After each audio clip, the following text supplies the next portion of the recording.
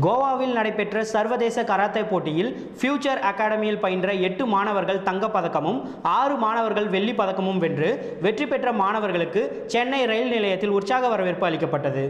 கோவா மாநிலம் காலிகட் பகுதியில் நடைபெற்ற சர்வதேச கராத்தே போட்டியில் சென்னையை சேர்ந்த ஃபியூச்சர் அகாடமியில் பயின்ற மாணவர்கள் நிறுவனரும் பயிற்சியாளருமான ரங்கராஜன் தலைமையில் கலந்து கொண்ட மாணவர்கள் 8 பேர் தங்கப்பதக்கம் பெற்று முதல் பரிசும் 6 வெள்ளிப்பதக்கம் பெற்று 2ஆம் பரிசு வென்று வெற்றி பெற்று தமிழகத்திற்கு பெருமை சேர்த்துள்ளனர். சென்னை ரயில் நிலையம் வந்த கராத்தே வீரர் வீராங்கனைகளுக்கு உறவினர்கள் மற்றும் நண்பர்கள் சந்தன மாலை சால்வை அணிவித்து உற்சாக வரவேற்பு அளித்தனர். பின்னர் செய்தியாளர்களை சந்தித்த ஃபியூச்சர் அகாடமியின் நிறுவனர் ரங்கராஜன் பேசுகையில், கோவா மாநிலம் காலிகட் பகுதியில் நடைபெற்ற சர்வதேச கராத்தே போட்டியில் 200க்கும் மேற்பட்ட மாணவர்கள் பல்வேறு நாடுகளில் இருந்து கலந்து கொண்டனர்.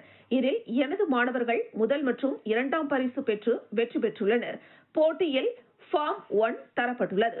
இது மாணவர்களின் எதிர்கால படிப்புக்கு முக்கியத்துவம் வாய்ந்ததாக இருக்கும். அதற்காக இந்த சர்வதேச போட்டியில் கலந்து கொண்டதாகவும், அரசு கராத்தே போட்டியில் பங்கேற்கும் மாணவர்களை ஊக்குவித்து வேலை வாய்ப்புகள் பெருக்கவும் விளையாட்டுத் துறைக்கு அரசு மேலும் முக்கியத்துவம் அளிக்க வேண்டும் என்றும் கோரிக்கை விடுத்தார்.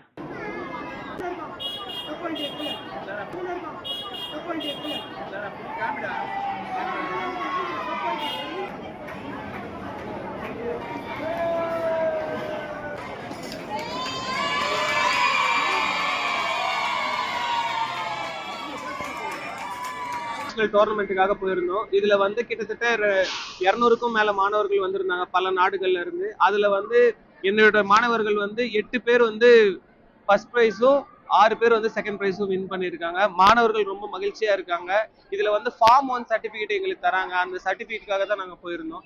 அந்த ஃபார்ம் 1 சர்டிபிகேட் எதுக்காகன்னு பாத்தீங்கன்னா, இது வச்சு நீங்க வந்து ஒரு காலேஜ் போகும்போது ஸ்போர்ட்ஸ் கோட்டா மூலியமா உங்களுக்கு டொனேஷன் இல்லாம போக முடியும். அதுக்காக செங்கல்பட்டு ஊராட்சி